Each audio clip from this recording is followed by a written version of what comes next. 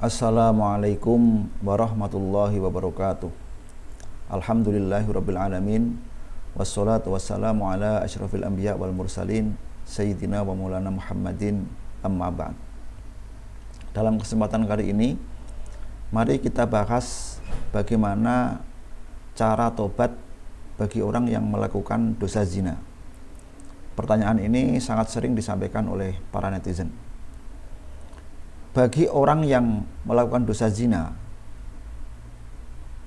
kemudian dia ingin bertobat, apakah dia harus pergi ke polisi, misalkan mengaku dia berzina, lalu minta dihukum, atau bagaimana?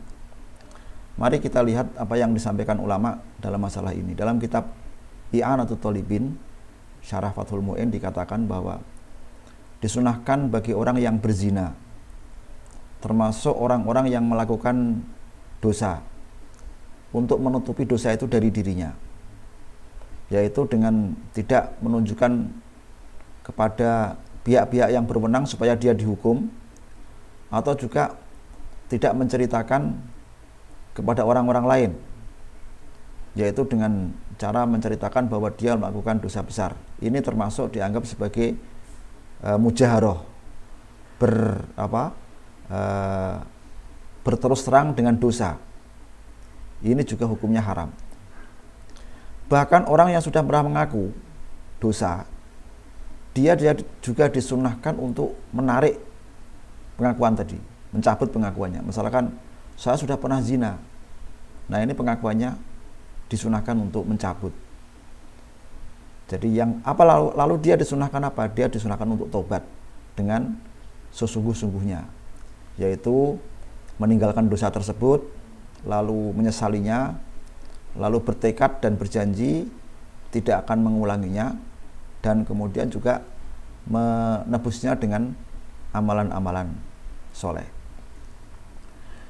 Jadi tidak berarti bahwa orang yang melakukan dosa dan belum ditegakkan baginya hukum had tadi, hukum Islam seperti cambuk dan seterusnya, tidak berarti tobatnya belum diterima.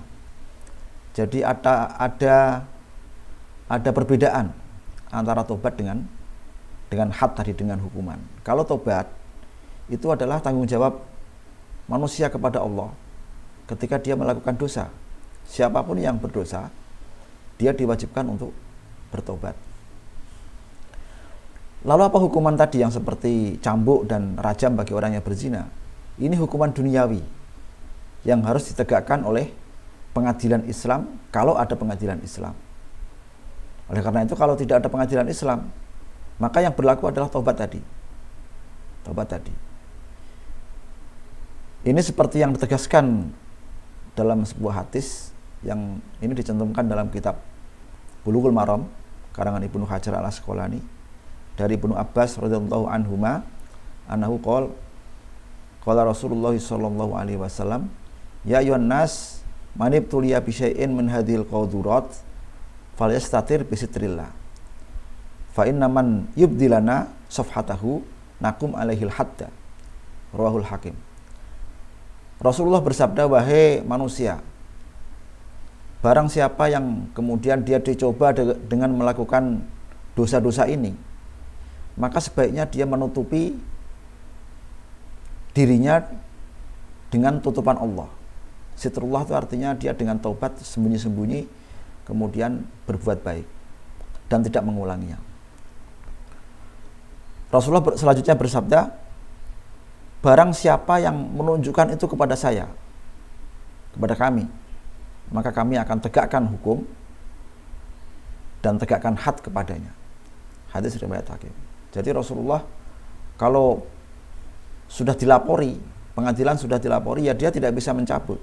Makanya kalau ada orang sudah melaporkan dirinya atau dilaporkan dirinya di pengadilan tentang suatu kejahatan, ini sudah nggak bisa dicabut. Tetapi kalau belum sampai ke pengadilan, masih dalam dirinya antara dia dengan Allah, dia masih bisa bertobat. Itulah pentingnya kita bertobat. Jadi untuk negeri kita yang belum ada pengadilan agama ini, memang tobat sangat penting.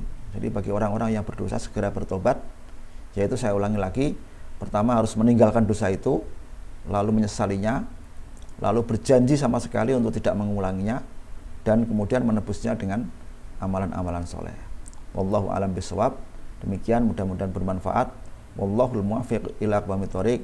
Wassalamualaikum warahmatullahi wabarakatuh.